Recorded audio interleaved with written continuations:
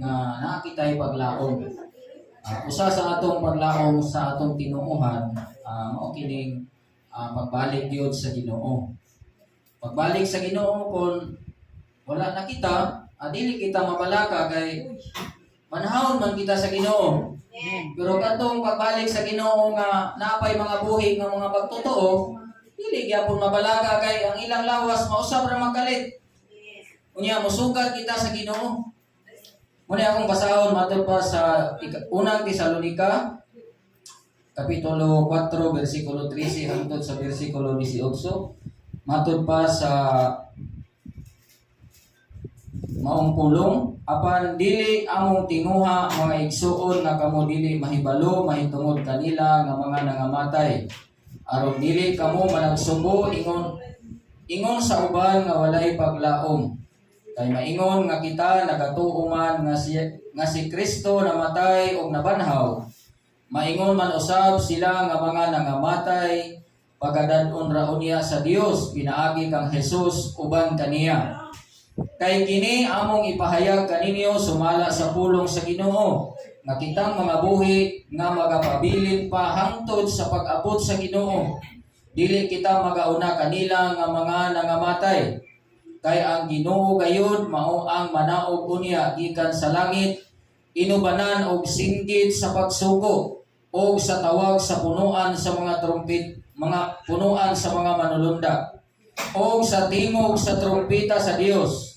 Ug unya ang mga nangamatay diha kang Kristo muuna sa pagpamangon. O kita nga mga buhi pa nga mahabilin pagkasagawod ngadto sa mga panganod uban kanila sa pagsukat sa Ginoo diha sa kahanginan.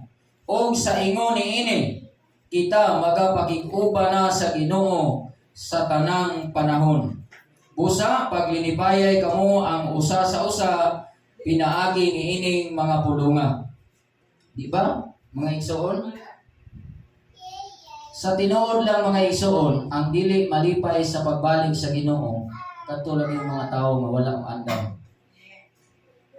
Mao gyud na tinuod. Pero katong mga tao nga nakaandam sa pagbalik sa Ginoo, dako gyud kayo yang kalipay nga naabot na ang Ginoo. Kay mao man ang gipaabot.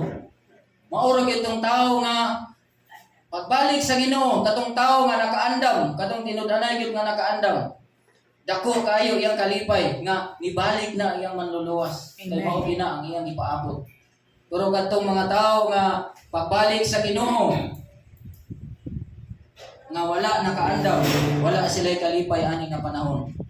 Mga igsoon. Sa dili kita mabalaka nga di ba muuna pa man kung mamatay na kita, di pa mobalik ang Ginoo. Kung mawala na kita aning kalibutan taas na kagaya ng isa kagatos ka tuig.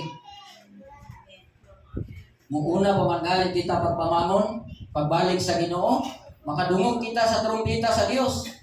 Unya musugat kita dito sa Ginoo. Di ba? Hallelujah. Muna nga sa verse 18, giingon ni Apostol Pablo nga paglinipayay kamo sa usa pinaagi niini mga pulungan. Amen. Ang dungog ug himaya akong ibalik sa atong Ginoo.